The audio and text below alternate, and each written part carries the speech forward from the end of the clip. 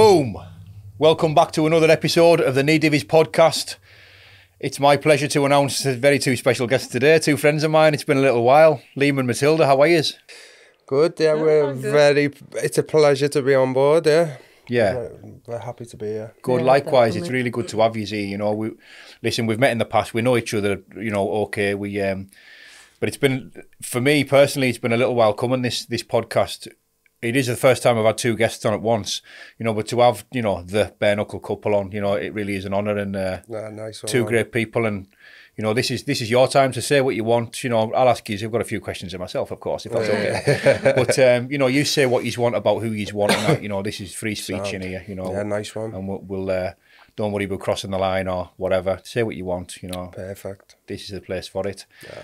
But how was your journey over from Sweden? I believe you've obviously seen some family in Merseyside. Yeah, we've had like a late Christmas with my family, so my son can see his nan and great granddad, get some presents and shit like that. So yeah, it's been nice, man, to have a good catch up with them, innit? That's what's good about fighting here in UK too, that we travel here so regularly now. I lost the count of how many times we've been here the last year. It's really nice. It's like a home from home, innit? Yeah, exactly. Definitely. And it's nothing better to have like two cultures to pick from. It's absolutely. Yeah, and we've just had that brief conversation offline about, you know, your son. What an opportunity and what a life he's going to have, having the bilingual, having the back and forward, two homes, two families, two nations, two cultures. Yeah, it can only be a good thing. Yeah, he's going to have a good upbringing, and I think having the best of both worlds. Yeah, it's fucking cool. Like. Of course, likely. I mean, I can imagine percentage of the audience probably haven't been to Sweden, you know, but for those who have, you know, they'll identify what I'm about to say. It's an extremely different way of life, you know, an extremely different culture, different manners, different people, you know, very little ego, I think is the word I'm looking for, you know, on the streets and in, around and about. Everybody's very polite, kind, courteous. You know, that's something you don't see a great deal of. I don't agree with like getting pissed off. Because I have a massive problem in Sweden. Like I'm very polite, so I like to like please and thank you for everything. I hold the door open for people. Yes. And when I'm over there, I do it, and people walk through as if it's my fucking job to do it. I fucking fume. And I like so. That wasn't my experience over there. You'll know more. You live in there. You and they're being extra polite.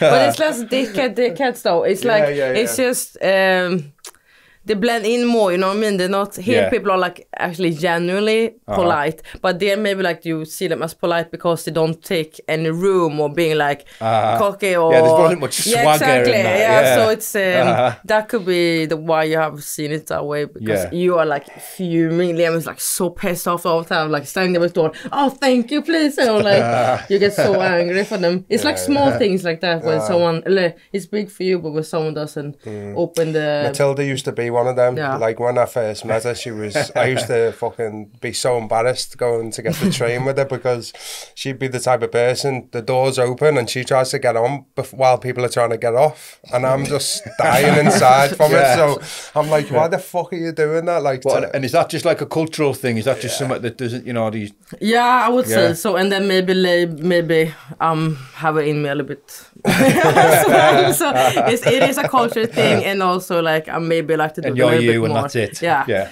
It's like I don't have time to wait for things. But you're a lot better now. Yeah. She would ask for help like in supermarkets and stuff, and the woman would be like that nice to her, and then she'd just get her information and turn around and walk off. Don't even say thank you, and I'm stood there like so embarrassed. Like, thank you for that. But I think it's because since I've been here, and also like it's weird because I've been looking at, when I think about British people, I see them as just rude, period, like nothing more than rude. Yeah. So it's weird because when I'm here, I'm like, people are so like so friendly, so nice. So like what it does to me, like how I'm feeling when I'm here, I'm so much more happy. I feel more connected to people when I'm here, because just things, we were at the Shippers yesterday, and when you open the door, someone say like thank you, love, or like the way someone like look you in the eye, say hi in the grocery store. It's like I feel more present here, and I feel more connected to people than back in Sweden. So that makes me motivated to be the same. But then it's not the same to be in Sweden, because no one appreciates it anyway. When in Rome, I suppose. Yeah, exactly. So, I had a conversation about that the other day. I mean, North, up north. I mean, Liverpool, Manchester, they're places, they are the north. You know, we are up north. We're as far north as it gets. But I think, obviously, I'm a little bit biased because I'm a northerner and I love us culture up here. Yeah. But see, the further down you go, once you get past like Birmingham, stuff like that, where people don't let on as much. Yeah. True. We don't need to know somebody to say all right. You know, exactly. You don't need to know somebody just to nod the head at them. Yeah. You know, but you don't really get that the further down you go, especially once you start getting to London. Like, nobody talks to each other.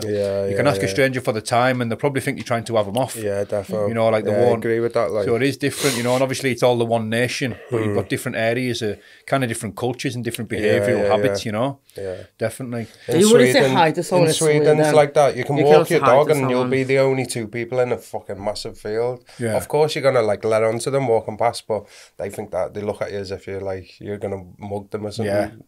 So it's similar in Sweden. They were saying like we've been like in Philippines for 3 months, and we had this thing, we said hi to everyone because you were this island life, you know what I mean, in Asia. And then you said like hi to someone with a mother with a prom, and she would like look at you disgust almost like, why are you saying hi to me and my kid? It's but also Stockholm is a capital too, so I think similar to this something is avoidable in the capitals, I think in general is So tell me a little bit about how you two met. You're obviously from different backgrounds, different nations. You know, not something I know a great deal about. You know, tell me a story, people. Yeah, so I moved to Sweden. I moved away from England to start with. A lot of mess back here, like coming out the army and drugs, partying too much and shit like that. So I just needed to get away. I knew my dad had just passed away as well, so I knew nothing had changed staying at home, and my family knew that. So I ended up becoming like a holiday rep. So I went away and done like a season in Gran Canaria, season in the French Alps skiing, and then a season in Gran Canaria again, and then I met a Swedish girl there, not Matilda, and then I moved to Sweden. And then when I moved to Sweden, I was joined a gym straight away. First time I'd ever like done martial arts. And you just moved to that gym myself for a month ago. I swapped gym to that one. Yeah. So we were training together for a while, and then there was like a bit of an overlap, I suppose, between my girlfriend. I'm listening. I get it. And then that's how we met. She'd been fighting for like 10 years before or something. K1 and stuff like that. Oh, maybe a couple of years at least. Mm-hmm. And he was like a pure beginner, except like from the street fighting here in Liverpool. So he have never done like martial art, like in a class. And I've been doing it for a couple of years. So I've seen his like very first punch, very first everything. Class. Because it was like batting me and sparring. Before I knew anything proper battery. That's proper class. That is mint. Because it was not like beginner normally, because it was like small exclusive gyms. So everyone was in the same class. It wasn't like beginner class, advanced class. It was like everyone was together because you were like max like. So was that a bit like, you know, when you fancied the girl at school and you chased her with dog shit on the stick? Is that a bit like you beating him up because you fancied him there or what? I think she had like a very resting bitch face. She didn't speak to me in the gym for the first month, I don't think. I wasn't interested, I really wasn't. Not in the beginning. She thought I was a wimp because I was that polite. And shit at sparring. Class.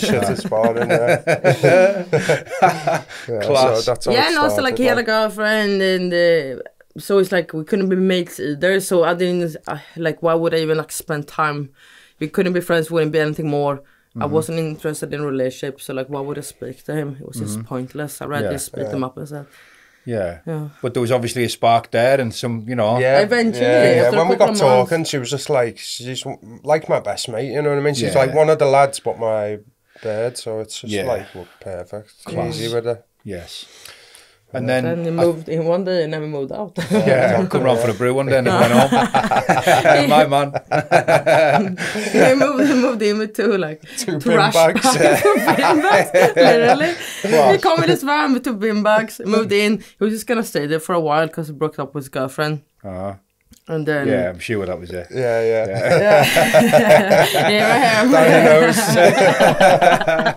Class. I'll say for a weekend. And I take it you were fighting before you met. You're competing in K1 kickboxing. K1 kickboxing. Doing MMA? I did it I started with Liam. We moved to an MMA club together, but I didn't do an MMA before we met. So, and had you been doing boxing training or thought about the bare knuckle before you met? No, boxing is like the only thing that's never been on my mind. I don't thought I ever would swap over to that. Like, there's been no chance I would go to boxing. Yeah. It's like, they had like boxing at the gym that we were at when we met, but it wasn't like just a boxing gym, you know what I mean? So it was never on my mind. We was gonna get K1 fights in the UK, and they didn't have any, so they throw a K1 boxing fight on me and a bare knuckle on Liam. So we just took it because we wanted to fight. So we wasn't interested in it. It was just like we were interested to fighting. So we got the opportunity and took it. Yeah, and that's how we got into it. So let's just talk a bit about this King of the Streets, because obviously you are extremely well known on that platform, you know. And for anybody who's, you know, maybe been under a rock for the last 10 years, like, you know, this Chava is like, you know, the real deal. You know, when we're talking about King of the Streets, we've all seen all the knockouts and that. Some of the knockouts that I've seen, there's one in particular, I think you know the one, and you just bob the right hand and you just shoot it, right hand down his throat and kick him in the head when he's on the way down. It's absolutely savage. And I don't know how many tens of millions of views that has had, but that's like a severely viral clip, you know, and that's you doing your business, you know. When and where was that in your journey? You know, when did you start? What drew you towards that barbaric fucking game, mate? Yeah, so I'd had that first bare knuckle fight against Rocky Morgan. Yeah. I got knocked out from that, and then I had like a Lethway fight. And that fight got stopped on through like a severe cut from a headbutt. Explain briefly what Lethway is. Lethway is like Muay Thai, bare knuckle Muay Thai with headbutts. Yeah. And you're allowed to suplex as well. Yeah. And no gloves. It's gangster. Yeah, it's proper badass. Yeah. So I had that Lethway fight and I lost that. And then because I started so late fighting, my family and that were like, you know, you're being stupid, you should like pack this in. And I started thinking that myself. So I was just flicking through Instagram one time and I seen this King of the Streets and I was like, fucking, I'm not going to tell anyone about this and just go and give it a, see if I've still got a little scrap in me, you know what I mean? So I went down there, just me and her. She was pregnant at the time. I got down there and the lad was like, she's going to wait in the hotel, right? And I was like, no, fuck, she's coming down with me. And then, so they like give them some extra like security with her because she was pregnant. First ever pregnant woman to ever go there. This is secret locations and stuff. Yeah, secret location. This one was in like an abandoned factory somewhere. And the organisers are like serious people, yeah, aren't they? Yeah, proper serious and well organised as well, isn't it? Yeah. Super good organised. So I went down at this fight, won the fight. We went out eating with Hype Crew who run it afterwards, and like I got on really well. I earned a lot of respect for just turning up on my own with Matilda, and I said like I won in on their firm. And what was the travel distance from where you were in Sweden? 6 hours. At where, Poland or something? No, it's in Sweden. Like all the fights are in Sweden, majority. So, but just down the way. Yeah. So then they took me in. They've never done that before. I'm from like, I was a complete outsider. I was never part of any football hooligan firm or anything like that. So they just took me in, and they're like a second family to me, and now I represent Fighting Hype Crew.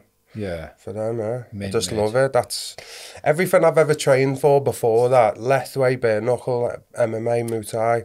I took a piece of all of it, and it just come together for King of the Streets. The no rules, it just works so well with the headbutts and the elbows and everything. So it was just made for me. I love it. Like that's my thing. I feel like I'm a King of the Streets fighter. Like, well, you can see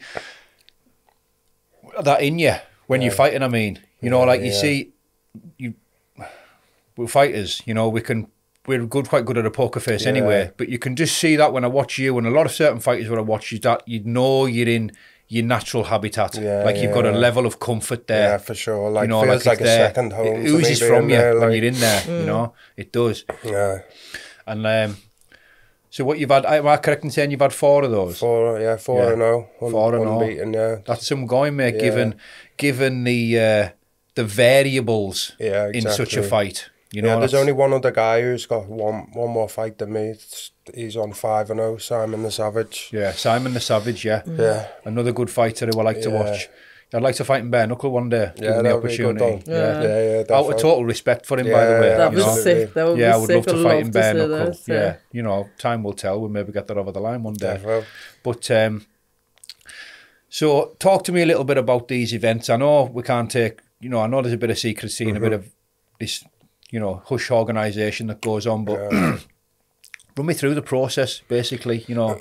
Yeah, so then you go down to, we were in Sweden anyway, so we travel down to like the area that it is in Sweden, and they put you up in a hotel down there, and they just say the event will be tomorrow, and they give you a rough time. They'll text you in the morning, and then they text you in the morning, then they pick you up from outside the hotel, and then they'll take you to the secret location. Yeah. Class. Yeah. It's amazing. I think it was my second fight against Jonah in the shipyard. That was like an abandoned shipyard. So this place was huge, like massive. If you can imagine on a shipyard, the big massive like fucking abandoned warehouse. Yeah.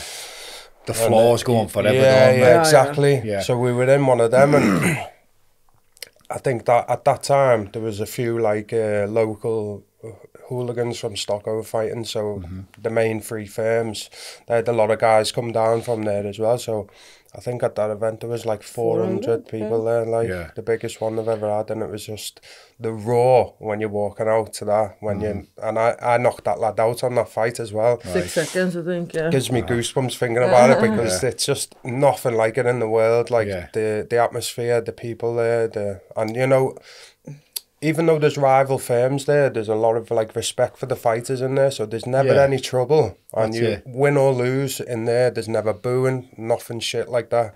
Everybody just fully respects the balls for getting in there. So the energy is so strong in it, because of that. It's like everyone is still in the same team, even those people are in different team, because everyone is just team, like his love. Of course, but love it. Listen, of course, and like that, I think that's what attracts so many people about it. Not just like the underground, the secrecy of it, and like the no rules aspect, but like you can see when it's there, like it's not up to the public. It's not just come along and watch the local kicking show. Like this is like, it's for the people who love it, and you can see the passion in the people that's there, whether it's 300, 400. You can see like this is just for them, about the fighters, for the fighters.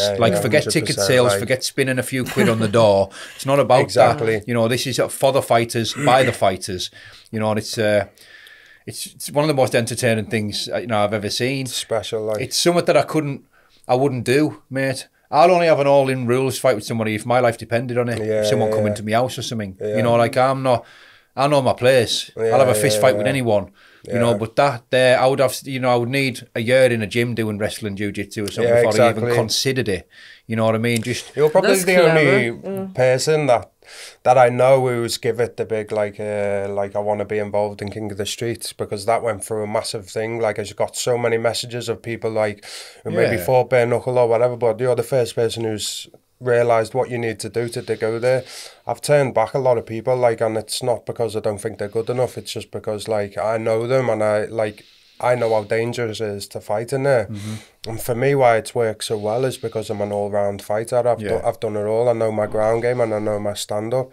But people who have just come from a boxing background, they'd get fucking killed in a second, because now a lot of people lie about the application and say, I'm just a stand-up fighter, and then you get in there and you get fucking whipped to the floor and you get demolished. So you need more than that now, you know, like the levels grew so much since I've been involved in it. So they aren't just street fighters anymore. It's like people with fucking legitimate background in like martial arts. Disrespectful, I think, just be like, how can you like if you haven't thrown a kick in your life, haven't done wrestling, how the fuck you think you could play? It's crazy. It's like a wrestler would say like, give me a shot in BKB. It's like, what? Bingo. It's like, you do wrestling, you don't have a clue about boxing. Like, why would you be in one of the biggest, regardless of whether you fancy it, or whether you fancy yourself, or whether you think you got the balls for it or you haven't. If you haven't got the skill set to compete there, mate, you should stay at home. I think so, like it's that simple, you know. You don't do it at anything else. So why would you be like, what were you doing on the street? It's like, makes no sense. I think it's more people,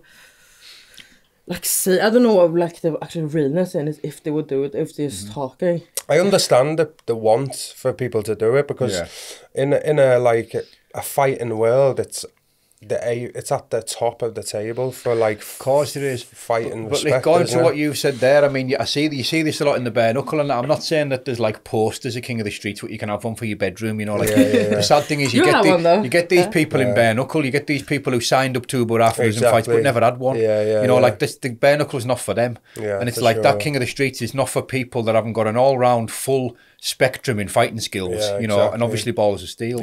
You know, it really is like the elite of how big is your balls. It's like the ultimate dick measuring contest. You know what I mean? It really is. You know, for sure. Absolutely, mate. And listen, I salute you, and I love, and that. Listen, about 500,000 of them views on that video is probably me just watching it over and over and over. Knockouts, it's absolutely sick. It is sick. You know what? I get some like there's a very mixture of comments for that video, like oh, you fucking kick a man with down, you got no honour or whatever. But it's not about that. And also I get a lot of messages like why do you do that? Why do you do it? But nobody. People who message you that don't have any clue about fighting either. Absolutely. So trying to explain that to somebody is just fucking pointless. Yeah, you know just, what I mean? Just ignore it. Yeah, fair play to you. A lot of people making money off that video, apart from me. Like, If you'd be looking at a decent sum. Oh my god, you will live a good life then. So tell me where the bare knuckle come into it, because I remember when you both fought on the same card at Newcastle, which is a boss card, you know what I mean? And 2 class fights you put on yourselves, you know. I remember you getting troubled and getting put down from a kid who'd been around, you know. Now you got the job done, you know, and it was class to see. Now your fight that night at Newcastle for me stood out above and beyond so many fights that I've watched. As I said to you before, forget like men's and women's fighting here. I'm just talking about fighting. Like that was a fight for the ages. You know, it really was. It was like it was neck and neck. It was quite. And it was and all right then. Let's just say the fact that you were 2 lasses then. That was a big part of it. Of course. In the end, because of the back and forward, the savagery, the faces that you both had, and you know. If you'd have got that, I don't think anyone would have complained. It was that type of fight. Yeah, you know, there was no clear winner. It depended on what you're really looking for, what you liked, you would have voted for. There wasn't a clear winner. It's that simple. No, absolutely not. I still don't know that. It's like, it could go anyway. And respect, man, that's like a fight. That's a fight to show your grandkids, man. That's like one of them fights, you know, like this was your nana. You know what I mean? Do you know what I'm saying? No, it was one of them type of fights. And sometimes I think about that, like how mad things we're gonna show in the family albums when we get older. It's like that's it. It's gonna be a special family album. That of course the 2 years, man. Look, great granddad and great granny. Mint.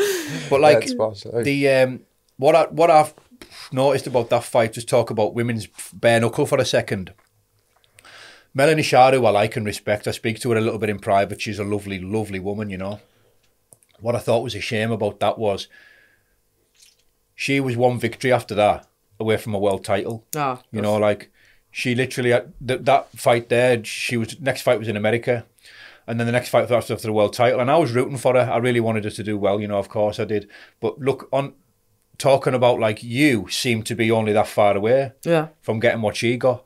You know, and I think that's a shame. The fact that, you know. To put it bluntly, you know, it just seems almost like you've been forgotten about by the promotion. Yeah, get put on a bench, basically, After putting on a fight like that, you know, like I'm not a manager, I'm not a promoter, but I would be like, this is someone that we want back. Definitely. Give her what she wants. Because there's potentially to get eyes from all over. You're getting all the women's eyes, let's say. If you want to separate them, let's do that. You know, you're bringing... A fighter like you with the way you fight and that, especially a fight like that, you know, if you could let's just say you could squeeze another couple of them out, you know, the attraction, the fresh eyes, the crossover that you could bring to it is like it's nearly limitless, you know, and it seems like that's been forgotten about, you know, and yourself. Yeah, I don't even understand what they are out for. If that's not what they're out for, what is it that makes me say like, because my following is so small, or like I also get confused sometimes. what is like, what it is it as a fighter that I need to give? Because I don't know. Well, like I generally doesn't sometimes know. we've got to just go back and remember that this is just strictly a business. Yeah, exactly. You know, no matter what friendly rapport and what relationships we build with these promoters, they're not our mates. No. They're our bosses. Yeah, exactly. You know what I mean? And that's it. You know, and anyone who thinks otherwise is kind of foolish, really. You know, I'm the most important person in my life. The same as you are to you, and you are to you. You know, and that's it. Yeah. You know, like, definitely. And we've got to put ourselves first. And respect to you for doing the travelling about that you get. Well, you got to fight here in 2 weeks or whatever. Yeah, like, March. pay me X amount. And you turn up. You know, like, respect and fair play to you. Like, that's proper fighting people. You know, not like just in it for the fame or the glory or the recognition. You know, you're doing it because you like to do it. Yeah, exactly. You're making a bit of bank. Yeah. And fair play to you, man. Yeah, that's the thing. That's what we wanted originally, just to be able to float about, because when we were first going to sign for BKB, it seemed, because that promotion really, we're going to like put in the value towards the female side, and for me that's more what I wanted. I thought with my new job I was going to have to retire early from fighting altogether. Didn't know whether I could still do it, so I could have walked away from fighting being fucking well happy with what I'd done. I got 2 different belts from 2 different promotions, unbeaten on King of the Streets, and I wanted her to fight. She'd been stood like all of my fight camps, she'd been waiting for a fight for herself for years, camps, you know what I mean? So I just wanted her to fight. So when we went to BKB, like, they really shown that they were gonna like put like the first time I feel a value, to be fair. A bit of time and effort. Yeah, they're putting money behind it, and they're building a class behind her for females, you know. So it's based around Matilda for like a female fight. So. Yeah, now for like since October, I think it's been like already. I've been 2 of the female fights. It's been a 3rd female fight. It's new girls stepping in now. That's right. So like. I think to open the eyes for other girls too to take part of it, and now we're gonna have the 4th of the fight for BKB, and that's been since October. From I mean, how long have they been on for? Like 15 years, 10 years. They haven't had any female fights on, and now we're having like the 4 female fights now in 6 months. So it's amazing, and from all the small things they're doing. I remember my first fight with them. I got my own changing room even, like with my name on. So I feel like seen. Otherwise, it's like, oh yeah, you get a little bit forgotten about as a female. So I think it's been opposite with them. I feel now she's going to push for. She wants to only do 5 rounds now.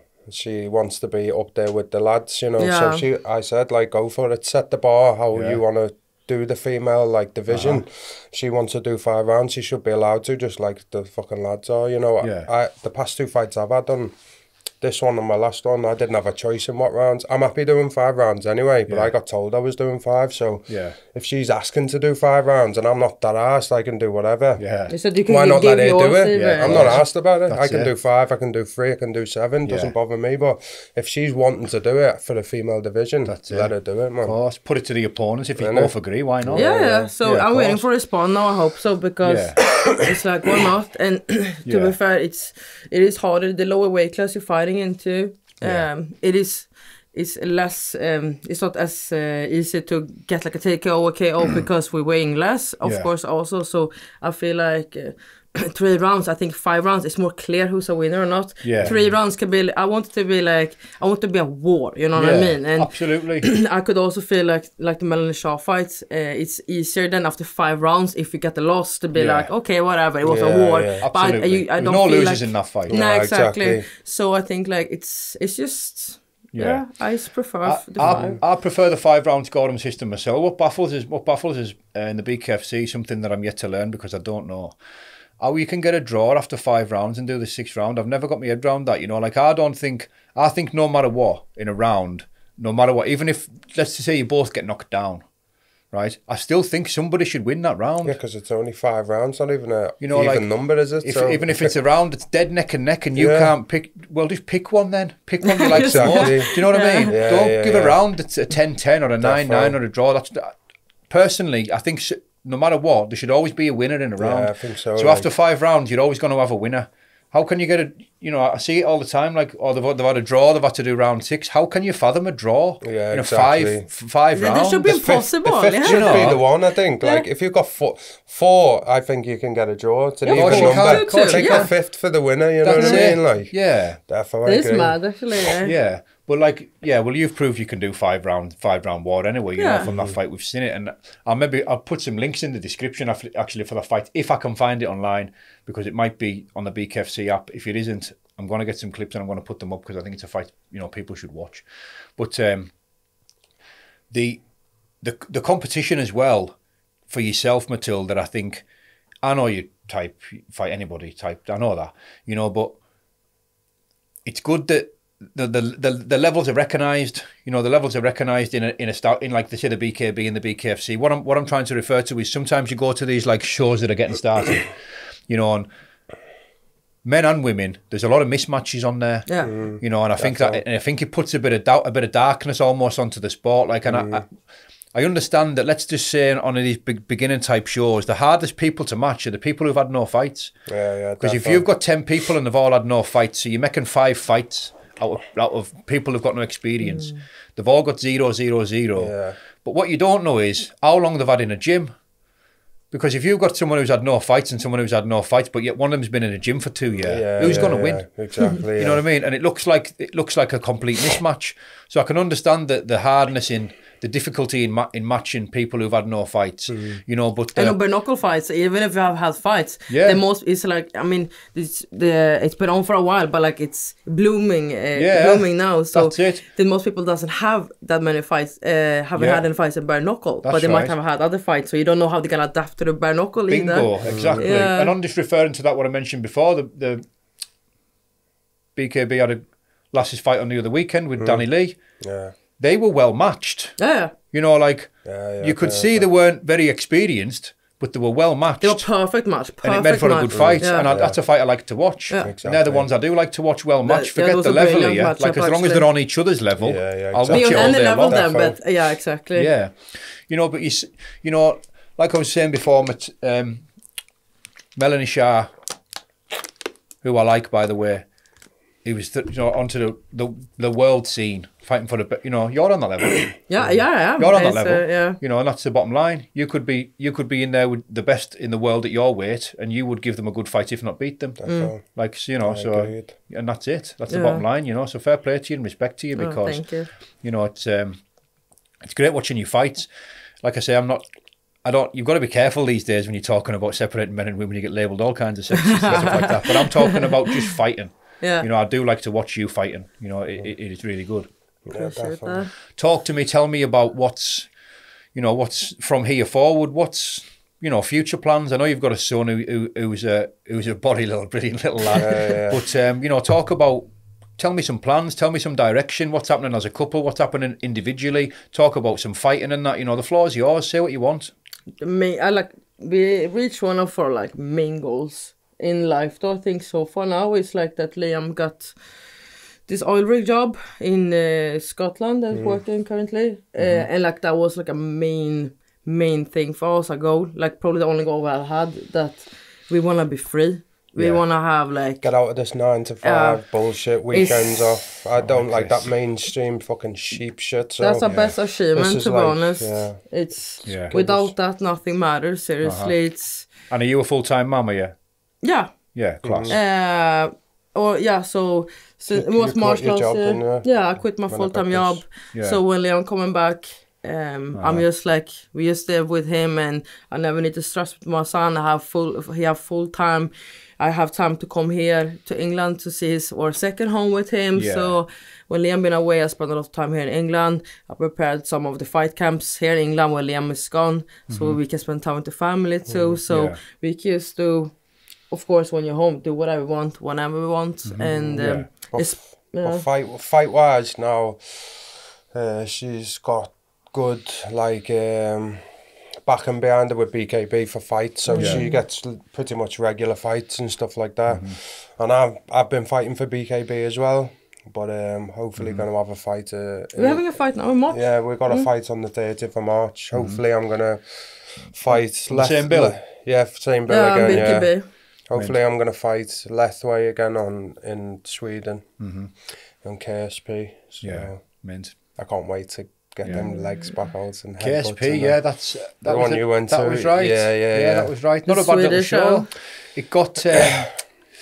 It had that feel of that you could kind of tell it wasn't meant to be happening. Yeah, you know, it wasn't meant to be happening. It's not like it was in some hotel, like it was. But they done well for what it was, you know, for keeping it low key and under the radar. I enjoyed the show. And if you've been saying from when it started, it's like they just boomed. Yeah. This was like in a shelter and like had these tire fights, like one foot in the tire, and just swing at each other. And to having this like actually really professional setup events like VIP areas and it was nice good. ring. That's and right. So it's going to mean a lot to me to fight on there. Like I've got a lot of friends in Stockholm, never going to manage to see me fight live. Yeah. So like, I think it'll be a packed out event, and people are shocked by bare knuckle, but when they see Lethway, they're just going to be jaw dropped, I think. So it's going to be good to bring that to Stockholm. I was the first one to fight Lethway in England, first one to bring it to Stockholm. So it's going to be fucking sick, man. The shock factor of it, you know, it's 100%. Like, yeah, people are going to be shocked. Absolutely. Yeah. Tell me, Matilda, do you still train? Forgive me, pronunciation. You know the girl who you were sparring with last time. She fought MMA. Is it Ella? Ellen. Right, Ellen. We saw her yesterday. She moved to Italy, I think.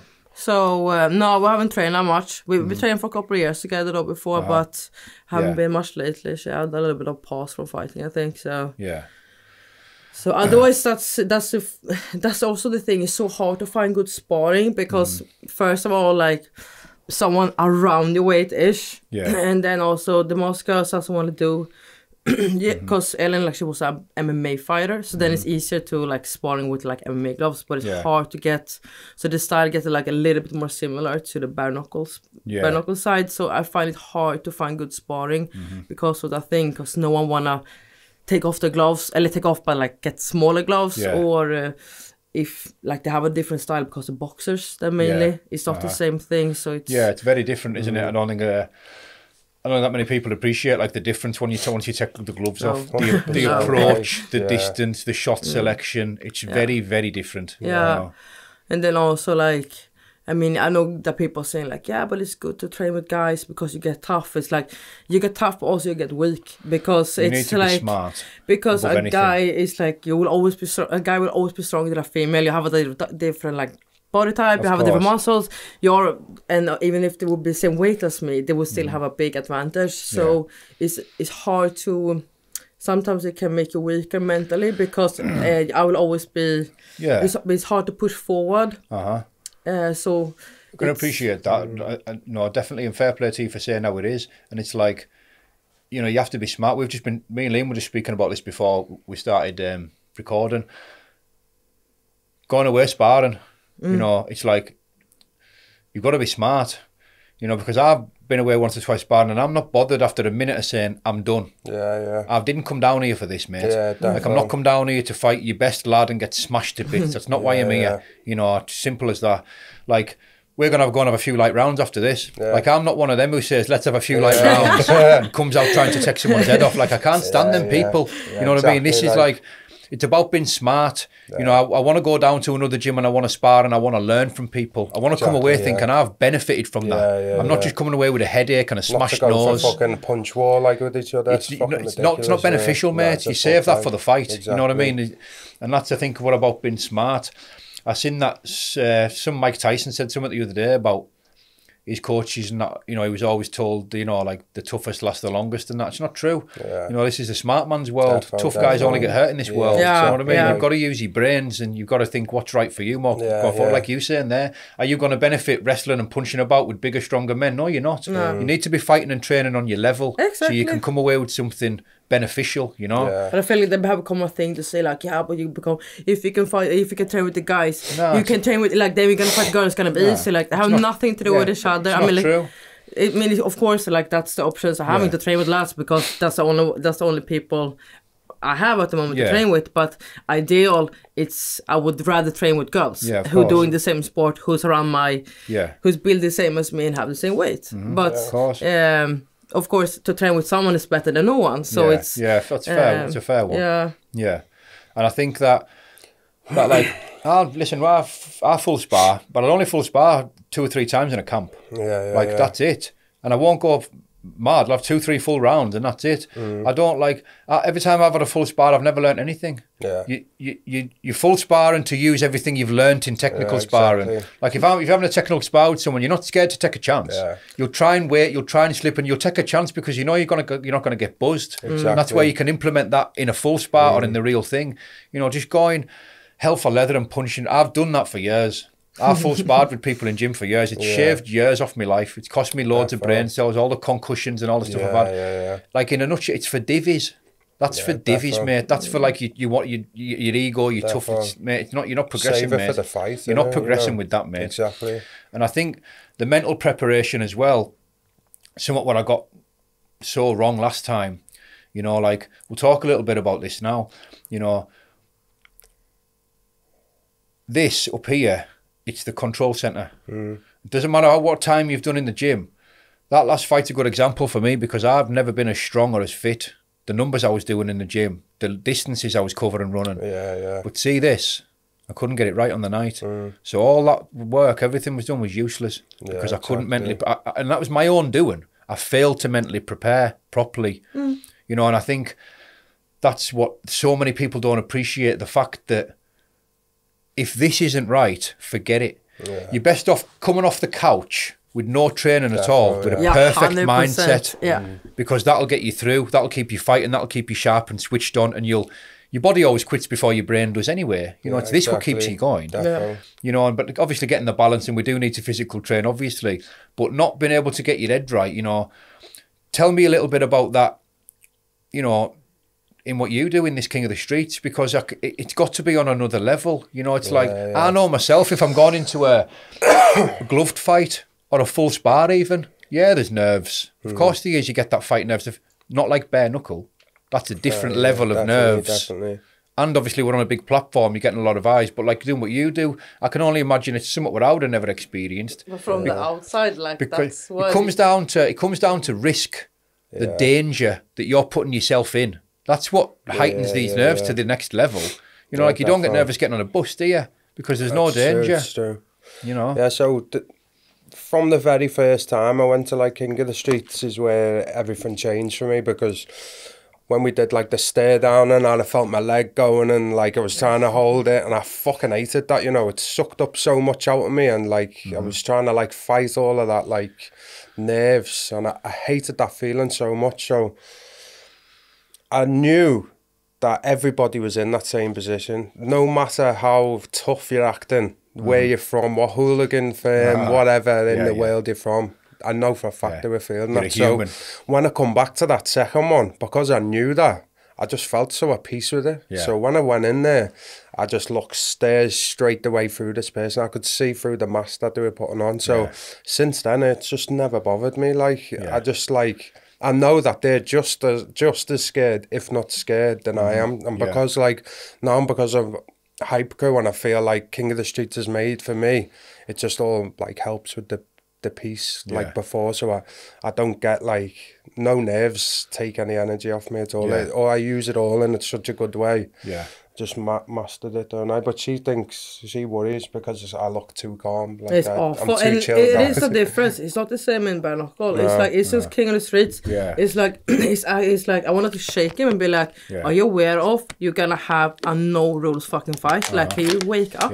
But it's the same like with Fresh Viking. You always find him in a corner, eating an apple, reading a book, sleeping chilling, and he just goes up like 10 minutes before he's gonna go in the cage or something. It's just mad, but it's... everyone handles these things different. Everyone's got their own way. But then when you're going in, it's like, I can see Liam's pupils from like this. It's just 2 black holes, and that's also something that's also unique for when I've seen him in different styles. He's a King of the Streets before. It's like I cannot even see that he's gonna fight because he just save all the energy. He saved all the energy, and then when he goes in, you can see them black holes for like miles. That what you're talking about there, when people change, you know, like I've felt that before in fights, you know, like when it's showtime, you become something else. It's like almost like an out of body experience. Like you feel this bulletproofness, you know. Definitely. And that's what I never had the last time. You know, I knew myself. I was walking to the ring. It was like a sense of impending doom. I knew what was coming. That was similar to my last fight on BKB. You know, what you say about mental state. I'd seen this lad fight before, and normally I don't like look too much into it, just fight my own fight, but I just convinced myself that this fight was going to go one way. We were just going to stand in a corner, like stand and bang, and that's exactly what it did, and it didn't need to be like that, but I convinced myself that it was going to be like that the fight went that way, and it was just, I look back at it now, I only watched it once because I just cringe at watching it again, because I'm just like, why the fuck did they do that, you know? Just use a little bit of brain. Yeah, exactly, like. Like I said, we walk in there and you know, like, this is not the way I should feel, like, it's like... I felt sharp as fuck before as well. Like, I was just warming up. I felt amazing. Everything I'd learned. I was like dead fast. Fucking felt powerful. Yeah, like as soon as I got in there, I just went to fucking shit. You know what I mean? It's just, so as you say, I never seen you better in warming up. Like you said, you never been stronger, faster, sharper. But it didn't up here. It was. You can't get it right. If you go in there, it doesn't matter how sharp you are. It doesn't matter. This is the hub, the control center for everything. You know, for all that training you've done, it controls everything. But that, like you say as well, you know, I've had my 3 fights previous. Like, I just, obviously the unpredictability of a fight, you never know. But I know going in there, I have got the mental edge. I've seen you at the stare down. I can feel it. I can feel that. The non-physical. I pick up on it through instinct. I've got the edge on you, mate. Like, I don't need to tell anyone. I know whether you know or not. I'll see you tomorrow. And you just know. You know, but then the other side, you know, like, what a shit feeling when you think, fucking hell here. Like, I just couldn't summon the chemical charge, the adrenaline, the dopamine. I couldn't get that stuff going. I've always said that every fight on King of the Street, I've won in the stare down. Like you were saying then, I pick up the same. I know for a fact that it's all an act for them, and I know, even though no one else will see it, I see through what they're acting. So I've been the same, and it was the same last time, man. It's just something fucked me. That thing on fighting as well, like, you know, that just as a general, I'm talking about any fighting. I'm not gonna separate fighting here. I'm talking about combat sports. Like, obviously it's more popular than it's ever been, but that's only because we've got more people on earth than there's ever been. You know, there still is. It's like 1% of people. I've done a little bit of research on this the other day. It literally is like 1% of people on earth that compete in combat sports. Like, that's a niche, mate. Like, that is a... Definitely. So in other words, 99.9% of people either choose not to, don't want to because they think it's stupid, or simply can't. One of many reasons. But 1% of people compete in combat sports. You know, like, it's... So many people that I know, you'll know them all, you know, these pub fighters, they get tanked up on a weekend, they'll take anyone on. Some of the roughest kids I know are only rough there and then. Yeah, exactly. Get a reaction out of them, you will get a big reaction. But put them in a gym for 8 weeks and tell them someone else is going in a gym for 8 weeks. Mate, there's no chance. Yeah, exactly. They won't even get off the ground, they won't even entertain it. You know, like I said, all happy getting tanked up and getting stuck into anyone there and then and reacting on the spot. That's sound. Go and give them 8 weeks to think about it and tell them there's an opponent there who's going to try and kill you. Like, you know, it separates people. Definitely. You know, it really does. Levels, like, it absolutely is. But it's been like hard because we've been, since like we went professionally, especially because we both amateur fighters before, so it's we just went straight over to the professional side in bare knuckle boxing. So like when shit's getting real. So it's been hard to be like as much as been like nice and supportive to doing it together. It's been also very weird for me because Liam is so much, he have a different mentality than me. So he's been doing way more fights than me without gloves, and he started to become more active in that until I jumped onto it. So for me to like feeling different things that I see him feeling and going through. It's been hard to be by his side because I'm panicking that like we're so similar, but like you're emotionally invested. Yeah, exactly. Yeah, and obviously the other way around. It's been a little bit of a head fuck, or something like, whoa, like I do not feeling like, why don't you think like this, or like we're not. It's been weird because we're 24/7 with each other. Absolutely. And we do the same thing, but also we're handling it totally different. And but like how on earth could you love each other? Like how are you gonna? It's going to be very difficult to turn that off. Yeah, you know, it's not like I'll love some of my mates, and I could be in the corner for some of my mates, but like it wouldn't be like watching my girlfriend. Like it's very different feeling. You know, to try and manage that and to try and switch that off. And to try and be a coach instead of a lover, you know, in a corner, especially in a coaching situation, you know, must have its own difficulties. Yeah, definitely. And like a lot of people ask me, "Oh, you're not like worried about her getting hurt?" And like, for now, for me, I don't think like that, cornering her, because you get emotional. I haven't seen her be hurt. You know, she's been around my fights when I've been knocked out, I've been badly hurt and stuff like that. So, because I haven't experienced that, it's not something like I think it's going to happen until it happens. You know what I mean? Exactly. You know? Hopefully that'll never come. So it's very different. I remember watching a fight with you and Sully. Paul O'Sullivan, who can fight, you know, a big puncher, who I like as well. I speak to him, you know, and I remember watching that, and you lost it. You were like, get the fuck up and that. I was like, I'm trying. The lad's had enough, Matilda. Do you know what I mean? Like, but like I say, it must be difficult that, you know, trying to get that separation going. You know, I mean, it's love, man. You've got that passionate, that emotional investment in each other, you know. So fair play to you for managing all these emotions and trying your best to separate, you know, the good from the bad and what works from what doesn't. You know what I mean? Sure. So nice. So like I'd always be like, we're always in the same. You know, if you feel like cannot boss go to the gym, it's like we're both there. So like we just take like we do a hook day like this, let's go to the gym. It's easy like that you don't need to like drag yourself alone to the gym. There's it's like we always have each other. A sense of like, it's bound to have brought you closer than the average couple because of what you've been through, and not just physically, but like the emotional roller coaster that you've been on together, collectively and individually. You know, it's dieting together, like sharing the same nerves together, and also because I'm very emotional, and then if we're fighting on the same card, and like I getting needy and want my husband, or my coach, but like it's then Liam is also a fighter on that card, so like he cannot like taking care of me like a little baby. It's like he need to focus on his shit, so it is a lot to like. Yeah, we have different needs, don't we? In that way, like. Yeah, so but as well in the same breath, like we were talking about it before, like these promotions, these, you know, whatever managers or whatever you want to call them. Like, listen, I don't care what anyone says. Nobody can tell me that like a manager or a promoter like cares more about me than someone, a member of my family. Like, I don't care what yarn they try and spin me, you know, but like the fact that you used to solely have each other's best interests at heart, you know, like I can only imagine either he's getting an offer for who, for where, and you probably sit down and discuss the X, Y, and Z, the money, the logistics, the opponent. Like that's something special, you know what I mean? Cool, like, to have that between yourselves and for the conversation not to be about business. Like this is about both of his well-being here, both of his career, both of his, you know, what he's benefit from the most. That's true. You don't need to be paranoid, because otherwise, like, oh yeah, definitely. Like, why are you saying no one's definitely? Trying to bang you out of a few quid. Exactly. Do you know what I mean? And that is it, because like we're not in this isn't our career, you know, fighters, we fight because we love to fight. So for us, it's not like a business. It's just, of course, we want to be paid what we think we deserve. Absolutely. But it's never going to be what I want. What I want. So everything's just a bonus. Like, luckily, I've got a good job, so what we earn on fighting is just a bonus for us. So it's not massively about the money. We just like to fight, but also I'm not going to fight for fucking free either. So of course, not in bare knuckle, because I just think you deserve to be paid for it. Yeah.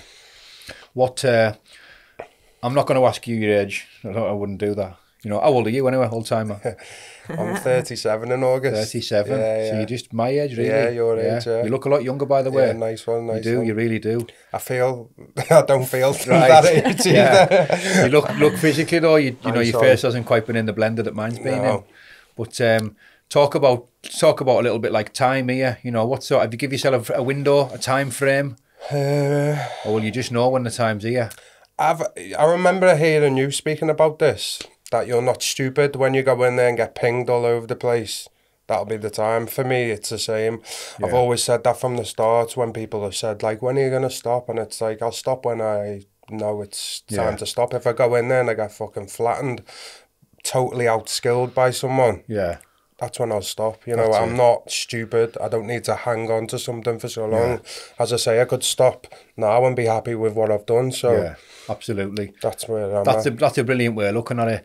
You know, that's what, when I started this, I give myself a bit of a time frame, and that now I take it on a fight by fight basis. You know, I want to see how I feel after this next fight. I'll tell you what I'm doing then. Until then, mate, I can't give you an answer. I think my bad thing about looking young, I get put against all the young kids. I don't get put anyone against my own age. So. But also, like, do that need to have to do anything with age? I mean, like, you can also be like, if you're starting when you're 20 and you get pinned all over when you're 30, is that actually? I don't think that have to do with age. I think you have to do, like, you should always quit when you should quit, no matter what. If you're 20 or 40, it's absolutely. That's my kind of feeling now. The way I am on fighting at the minute, you know, I like fighting that much. You know, all combat sports, I'm passionate about it. You know, everything. I remember from a young age watching a fighting, you know, as a young kid, like I could just, it's one of the purest forms of entertainment for me, combat sports. Yeah, I love it. Like, you know, it doesn't matter how riveting a conversation is with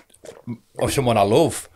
If there's a fight going on over there, my attention's over there. 10 times out of 10, it always will be. You know, but I think, because I respect fighters and combat sports that much, like, I will flat out refuse to be someone's punch bag. Like, I'm not going to disgrace the sports I love by staying in there longer than I should be in there. Like, I'll know myself. I'm nearly 40 years old. I'll know if I get my ass kicked and I get my ass handed to me, I won't be like, I need to go out on a win. You know, I've got enough savvy to say, look, I'm done. I'm done. The same. Let's go back and maybe reinvest in the community some other way, try and get a gym, start a gym, do some classes, focus on my family. When I know it's time to forget about fighting, I'll know. You know? 100%. So I'm the same, like. So before we wrap this up, is there anything else you want to say? Have you any sponsors you want to give shout out? Any family members? Anyone from, I say, back home, Sweden or Merseyside? No, take the floor. Say what you want. Vi skiftar, vi hatar one. Vi skrattar shit out. Even though I know this question's coming, I always like, shit, where's the list? So we have got some sponsors. Ascari is like one of my main sponsors. Eagle Organics, now they're called, CBD company. Ronda Offensive. Grapplers Soap. And Heat Recovery. Heat Recovery. And shout out to Hard Hitters Gym, Luke Nevlin's gym, because every time we come home, they look after us. We were there filming yesterday, so massive shout out to Luke and his gym at Hard Hitters. Luke's a great lad. Yeah, Luke's coming up here this Saturday for some sparring. I've been down there the last 2 weeks, good sparring with Luke, good technical stuff. We both benefit from it, and great lad and a great gym. Anyone who have the opportunity to pop into the gym, it's the best. Absolutely. It's a really welcoming gym, and it's a boss. And the man himself, you know, because one of them people I could sit around all day and talk to him, you know. He's he's class. Like he sells, you know. Yeah, super humble. Like. Well, me and Liam's going to go and have a couple of light rounds. And we'll grab a bit of food before you take back off, Sound. Brilliant, mate. Listen, that's a wrap, people. Thank you both. Nice one for having us, Danny. Not a problem.